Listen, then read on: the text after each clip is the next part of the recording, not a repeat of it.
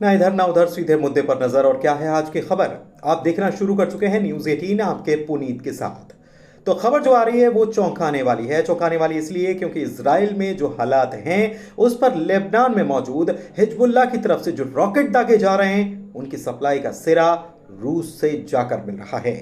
जी हां, रूस से जो खुद युद्ध में उलझा हुआ है, लेकिन दूसरी तरफ जो बातें सामने आई हैं वो ये बता रही हैं कि इनडायरेक्ट तरीके से हिजबुल्लाह तक हथियार कैसे और किस देश से आ रहे हैं। जैसा कि आप जानते ही हैं कि इजराइल ने लेबनान में हिजबुल्लाह के ठिकानों पर लड़ाकू विमानों से निशाना बनाया। वहीं एक दिन पहले ही हिजबुल्लाह ने यह दावा किया कि उसने इजराइल पर 300 से ज्यादा रॉकेट दागने का काम किया। लेबनान के विद्रोही संगठन हिजबुल्लाह ने हमले के बाद कहा कि उसने बेरूत में अपने कमांडर की हत्या का बदला लेने के लिए इजराइल पर ड्रोन और मिसाइली हमला किया था, और उसके ड्रोन और रॉकेट्स ने इजरायली डिफेंस सिस्टम आयरन डोम को भी निशाना बनाया। लेकिन दूसरी तरफ इजरायली डिफेंस फोर्सेज यानी कि आईडीएफ ने एक बयान जारी किया और कहा कि हिजबुल्लाह की तरफ से करीबन 150 रॉकेट और ड्रोन दागे गए और ज्यादातर को हवा में ही मार गिराया गया। हिजबुल्लाह के हमलों के बाद इजराइल में इमरजेंसी लगी हुई है। ज्यादा इलाकों में सायरन की आवाजें सुनाई दे रही हैं, और सबसे बड़ी बात तो यह है कि हिजबुल्लाह ने इजराइल पर हमले में कत्यूशा रॉकेट का भी इस्तेमाल किया है। इस रॉकेट के बारे में जो जानकारी सामने आई है वो ये है कि ये रॉकेट सेकेंड वर्ल्ड वॉर के समय से ही इस्तेमाल होते रहे हैं और बहुत खतरनाक भी ये रॉकेट माने जाते हैं। अब ऐसे में सवाल यह है कि आखिर हिजबुल्लाह के पास कत्यूशा जैसे हथियार पहुंच कैसे रहे, उसके पास और कौन कौन से हथियार हैं और कौन इसके लिए हिजबुल्लाह को फंडिंग करने का काम कर रहा है। तो पहले हिजबुल्लाह की ताकत को हम समझ लेते हैं कि उसकी ताकत क्या है। दरअसल हिजबुल्लाह दुनिया का एक ऐसा गैर सरकारी संगठन है जिसके पास सबसे ज्यादा सैन्य ताकत है। संगठन का दावा है कि उसके पास 1 लाख से ज्यादा लड़ाके मौजूद हैं, लेकिन डिफेंस वॉच समेत दूसरे डिफेंस थिंक टैंक ये मानते हैं कि हिजबुल्लाह के लड़ाकों की संख्या 20,000 से 50,000 के बीच हो सकती है, लेकिन वो कुछ बढ़ा चढ़ाकर इसे दिखाने की कोशिश करता है। हिजबुल्लाह के ज्यादातर लड़ाके सीरिया जैसी जगहों पर लड़ाई लड़ चुके हैं और उनके पास एक्सपीरियंस है, अनुभव है। लेकिन हिजबुल्लाह के पास हथियार कौन कौन से हैं? तो डिफेंस थिंक टैंक ये दावा करते हैं कि हिजबुल्लाह के पास 1,20,000 से 2 लाख के बीच रॉकेट और मिसाइलें हैं, और इनमें ज्यादातर छोटी मिसाइलें हैं। इसके अलावा सतह से सतह पर मार करने वाले रॉकेट भी हैं। कुछ एक्सपर्ट ये भी दावा करते हैं कि हिजबुल्लाह के पास गाइडेड मिसाइलें भी हैं जो इजराइल के काफी अंदर तक हमला करने की ताकत से लैस हैं। उसके पास anti tank, anti aircraft, anti ship missile और ड्रोन का जखीरा भी है, यह भी कहा जाता है। कुल मिलाकर हिजबुल्लाह के पास इतने हथियार हैं जितने मिडिल ईस्ट और दुनिया के कई छोटे देशों के पास भी नहीं है। अब आते हैं रूस के कनेक्शन पर। तो रॉयटर्स की एक रिपोर्ट के मुताबिक अमेरिकी खुफिया एजेंसी भी ये मानती है कि हाल के दिनों में हिजबुल्लाह ने तमाम हथियार जुटाने का काम किया है और पहले के मुकाबले कई गुना वो ताकतवर हो चुका है। हिजबुल्लाह के पास रूस से मिली पावरफुल एंटी शिप मिसाइल भी है। इस मिसाइल का नाम यखोट है, जो कि जहाज को निशाना बना सकती है। इसकी रेंज 300 किलोमीटर तक होती है, और इन्हीं मिसाइलों के दम पर हिजबुल्लाह अमेरिका से लेकर तमाम पश्चिमी देशों को आंखें दिखाने का काम करता है।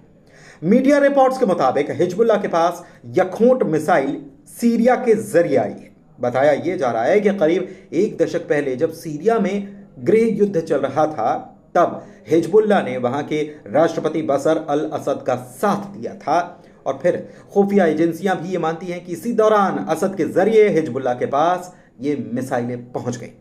हालांकि हिजबुल्लाह ने कभी खुलकर ये कहा नहीं कि उसके पास यखूट जैसी मिसाइल भी है, लेकिन ये तो लगातार हिजबुल्लाह के होते हमलों से साफ हो ही रहा है कि उसके पास हथियारों का कितना बड़ा जखीरा मौजूद है, और वो लगातार हमले भी कर रहा है। लेकिन हथियार आते कैसे हैं? क्योंकि हथियार के लिए तो पैसे की जरूरत होती है, फंडिंग की जरूरत होती है, और इस संगठन को फंडिंग कहां और कैसे हो रही है, यह अहम सवाल है। बात यह है कि दुनिया के तमाम देशों ने हिजबुल्लाह को आतंकी संगठन घोषित कर रखा है। अमेरिका समेत बैन लगाया है। 1997 में अमेरिका ने इस पर बैन लगाया था और इसे टेररिस्ट ऑर्गेनाइजेशन करार दिया था। इसके बाद इजराइल, जर्मनी, सऊदी अरब, अरब लीग और तमाम पश्चिमी देशों ने इस पर बैन लगा दिया। लेकिन फिर भी हिजबुल्लाह लगातार ताकतवर होता गया। कैसे? दरअसल हिजबुल्लाह की फंडिंग का मेन सोर्स जो है वो ईरान है, जो इसे पैसा देने का, हथियार मुहैया कराने का काम करता है।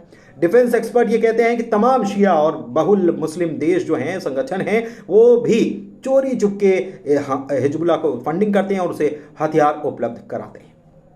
तो एक तरफ इजराइल से हमास की जंग चल रही है, दूसरी तरफ लेबनान में बैठा हिजबुल्लाह लगातार इजराइल पर रॉकेट दाग रहा है। बताया गया कि बीते साल 8 अक्टूबर को जब हमास का इजराइल पर हमला हुआ, उसके बाद ही हिजबुल्लाह ने हमास का सपोर्ट करते हुए इजरायली ठिकानों पर गोलियां दागनी शुरू कर दी और तब से इसने उत्तरी इजराइल और गोलान हाइट्स पर इजरायली ठिकानों को निशाना बनाया और 8,000 से ज्यादा रॉकेट वो लॉन्च कर चुका है। बख्तरबंद वाहनों पर एंटी टैंक मिसाइल दाग चुका है और विस्फोटक ड्रोन के साथ सैन्य ठिकानों पर उसने हमला बोला है इजराइल के। इसके जवाब में इजरायली रक्षा बल जो आईडीएफ जो है, उसने लेबनान में हिजबुल्लाह के ठिकानों को निशाना बनाया, हवाई हमले कर दिए और प्लेन्स उतार दिए और टैंक से कार्रवाई की। लेबनान के स्वास्थ्य मंत्रालय की तरफ से यह भी बताया गया कि पिछले 10 महीनों में 560 से ज्यादा लोग हमलों में मारे गए।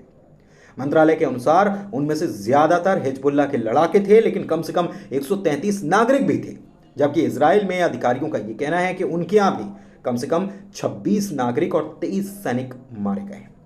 एक जानकारी यह भी आई कि सीमा के दोनों ओर लगभग 2 लाख लोग विस्थापित हुए हैं।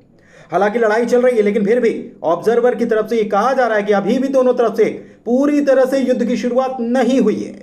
लेकिन अभी तो जो हालात बन रहे हैं वो काबू से बाहर जाते नजर आ रहे हैं।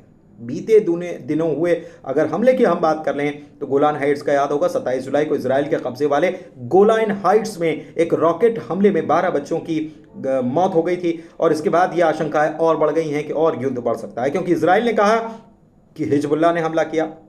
हिजबुल्लाह ने हालांकि इसमें शामिल होने से इनकार किया था, लेकिन इसके 3 दिन के भीतर ही 30 जुलाई को आईडीएफ यानी कि इजरायली डिफेंस फोर्स ने घोषणा की कि उसने बेरूत के दक्षिणी उपनगरों में हवाई हमले में वरिष्ठ हिजबुल्लाह सैन्य कमांडर फुआद शुक्र को ढेर कर दिया। इसके बाद इस्माइल हनिये की भी हत्या उसके अगले दिन ही तेहरान में कर दी गई, जिसमें शामिल होने से इजराइल ने इनकार भी नहीं किया और फिर पुष्टि भी नहीं की। हालांकि अमेरिका गाजा में और बंधकों की रिहाई का समझौता करके तनाव को कम करने की कोशिशें भी कर रहा है और उम्मीद कर रहा है कि हो जाए, शांति बन जाए। इजराइल और हमास पर वो दबाव भी बनाए हुए है। तो दूसरी तरफ हिजबुल्लाह ने कह दिया है कि वो गाजा में लड़ाई समाप्त होने के बाद ही अपने हमलों को रोकने का काम करेगा।